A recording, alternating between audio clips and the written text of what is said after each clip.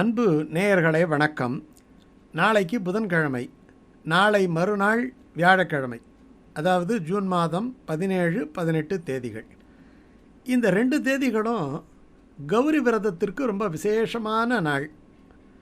ஒன்று ரம்பா திருதியை அப்படிங்கிற நாள் புதன்கிழமை, கதளி கௌரி விரதம் அப்படிங்கிற விரதம் வியாழக்கிழமை.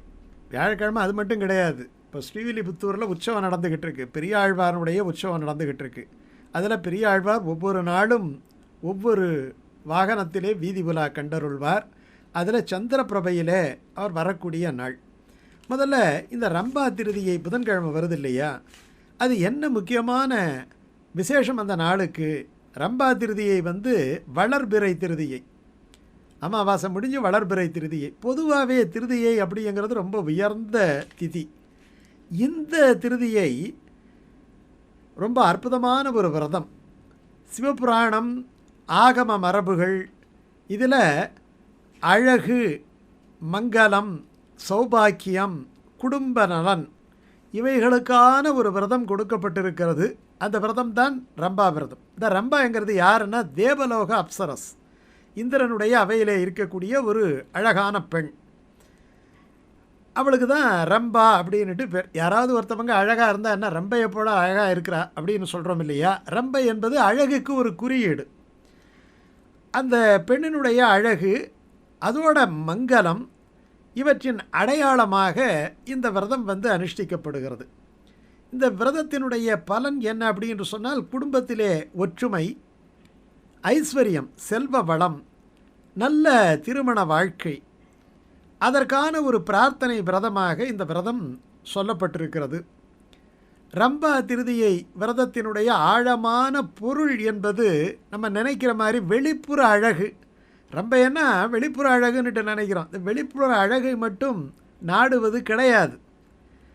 அழகு அப்படி என்றால் நல்ல குணம், அன்பு, பொறுமை, குடும்ப ஒற்றுமையிலே ஆர்வம், இவை போன்ற ஒரு உள்ளார்ந்த பண்புகளை வளர்த்து கொள்வதற்காக அனுஷ்டிக்கப்படும் ஒரு விரதம்தான் இந்த ரம்பா திருதியை விரதம். அதாவது உடல் அழகை விட மன அழகு உயர்ந்தது. அந்த மன அழகை வளர்க்கும் ஒரு அற்புதமான ஒரு விரதம், அல்லது அதை நினைவூட்டக்கூடிய ஒரு விரதம் இந்த விரதம் ரம்பா திருதியை விரதம். திருமண வாழ்க்கையிலே ஒற்றுமை, குடும்பத்தில் மங்கள நிகழ்வுகள் அதிகரித்தல், செல்வ வளம், மன நிறைவு, எல்லாத்தை விட அதுவே ஒரு அழகு தானே. பெண்களுக்கு சௌபாக்கிய பலன், நல்ல துணைவர், நல்ல சந்ததி, இவைகளெல்லாம் நிறைவேறுவதற்காக இந்த விரதத்தை புதன்கிழமை, பொன் கிடைத்தாலும் கிடைக்கும், புதன் கிடைக்காதுங்கிறோம் இல்லையா, அந்த புதன்கிழமை நாம் அனுஷ்டிக்கிறோம். வியாழக்கிழமை இன்னொரு கௌரி விரதம் இருக்குது. அதற்கு கதலி கௌரி விரதம் என்று பேர். கதலி அப்படி என்ன சொன்னால் என்ன அர்த்தம்னு சொன்னால், வாழைப்பழத்துக்கு அல்ல வாழை மரத்துக்கு கதலின்னு சொல்கிறோம். கதலி பழம் அப்படின்னு சொன்னால் வாழைப்பழத்துக்கு கதலி. கதலி என்பது வாழை மரத்தை குறிக்கிறது. இந்த விரதத்தில் வாழை மரத்தையும் கௌரி தேவியின் அம்சமாக கருதி பூஜை செய்கிறது தான் இந்த விரதத்தினுடைய ஒரு முக்கியமான நிகழ்வு. இதுவும் அந்த குடும்பத்தில் மங்களத்தை தருவது, சுமங்கலி பலத்தை தருவது, திருமண நலத்தை தருவது, சந்ததி விருத்தியை தருவது, அந்த நோக்கத்துக்காக கடைபிடிக்கக்கூடிய ஒரு விரதம். இந்த சக்தி கௌரி வழிபாட்டு மரபுகளில் இந்த விரதங்களுக்கு ஒரு மிகப்பெரிய சிறப்பு உண்டு. என்ன பண்ணணும்? அதிகாலையிலே நீராடி விரத சங்கல்பம் செய்து வாழை மரத்துக்கு மஞ்சள், குங்குமம், சந்தனம் பூசி அலங்கரித்து கௌரி தேவியை தியானித்து பூஜை செய்ய வேண்டும். மலர்கள், பழங்கள், அதோடு நிவேதனம், இவற்றையெல்லாம் சமர்ப்பிக்க வேண்டும். நமக்கு கௌரி அஷ்டோத்திரம் தெரிஞ்சால் சொல்லலாம், அல்லது லலிதா சகஸ்ரநாம பாராயணம் செய்யலாம். அது ரொம்ப விசேஷம். அன்னைக்கு சுமங்கலி பெண்களுக்கு தாம்பூலம் வழங்குதல், அது இந்த பூஜையினுடைய முக்கியமான ஒரு அங்கம்.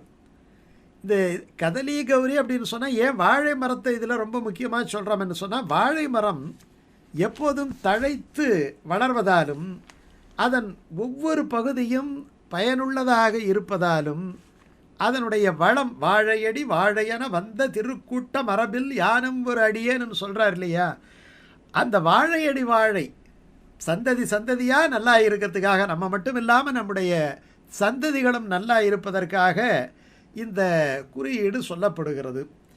அதனால் கௌரி தேவியுடன் வாழைமர வழிபாடு இணைக்கப்பட்டுள்ளது. திருமணத் தடை நீங்கி தம்பதியர் ஒற்றுமை அதிகரித்து நீண்ட சுமங்கல்யம் கிடைத்து குழந்தை பேறு, சந்ததி வளர்ச்சி, குடும்ப செழிப்பு, மன அமைதி இவை யாவும் இந்த விரதத்தினுடைய பலனாக கிடைக்கிறது. கதலி கௌரி விரதம் வெறும் பொருள் வளத்திற்காக மட்டுமல்ல, குடும்ப வாழ்வில் அன்பு, பொறுமை, தியாகம், ஒற்றுமை போன்ற குணங்களை வளர்த்து கொள்வதற்காக ஒரு ஆன்மீக நினைவூட்டல்தான் இந்த கதலி கௌரி விரதம். வாழை மரம் போல எப்போதும் பிறருக்கு பயனளித்து கௌரி தேவியைப் போல கருணையுடனும் பொறுமையுடனும் வாழ வேண்டும் என்பது இந்த விரதத்தினுடைய உள்ளார்ந்த ஒரு செய்தி. இந்த விரதத்தின் போது அவசியம் நாம் அபிராமி அந்தாதியை நம்மால் இயன்ற அளவு பாராயணம் செய்ய வேண்டும். குறிப்பாக அபிராமி அந்தாதியினுடைய 15வது பாட்டு, அந்த 15வது பாட்டு அற்புதமான பாட்டு. அந்த பாட்டை நாம் அன்றைய தினம் விளக்கு வைத்து கௌரி தேவியை நினைத்து சொல்ல வேண்டும். பொருந்திய முப்புரை செப்புரை செய்யும் புணர்முலையாள் வருந்திய வஞ்சி மருங்குல் மனோன்மணி வார்சடையோன் அருந்திய நஞ்சு அமுதாக்கிய அம்பிகை அம்புயமேல் திருந்திய சுந்தரி அந்தரி பாதம் என் சென்னியதே. அபிராமி பட்டரால் அருளப்பட்ட 15வது பாடல் அம்பிகையினுடைய அருட்செயலையும் அவளது திருவடி பெருமையையும் மிக அழகாக இந்த பாடல் சொல்லுகின்றது. அழகிய ஆபரணங்கள் அணிந்தவள், செம்பால் செய்யப்பட்ட கலசம் போன்ற மார்பகங்களை உடையவளான அன்னை அபிராமி வஞ்சிக்கொடி போன்ற மெல்லிய இழையை கொண்டவள், மனோன்மணி எனும் ஆற்றலாக திகழ்கிறாள்.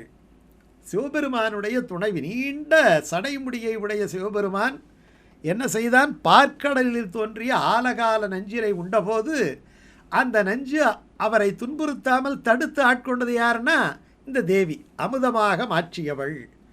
அவள் தாமரை மலரில் வீற்றிருக்கும் திருமகள் போல பேரழகு கொண்டவள். குற்றமற்ற சுந்தரி அந்தரி, அந்தரி என ஆகாய வடிவாக இருப்பவள். விளங்கும் அந்த தாயின் திருவடிகள் எப்பொழுதும் என் தலையின் மேல் நிலை பெற்று இருக்கிறது. இதுதான் இந்த பாடலில் இருக்கக்கூடிய ரொம்ப முக்கியமான ஒரு விஷயம். அதில் முப்புரை என்று சொல்கிறா இல்லையா, அப்படி என்ன அர்த்தம்னா திரிபுரை, மும்மூர்த்திகளுக்கும் மேலானவள். அந்த மருங்குல் என்பது அவளுடைய அழகான இடையை சொல்வது. வார்சடையோன் என்பது அவளுடைய கணவனாகிய சிவபெருமானை குறிப்பது.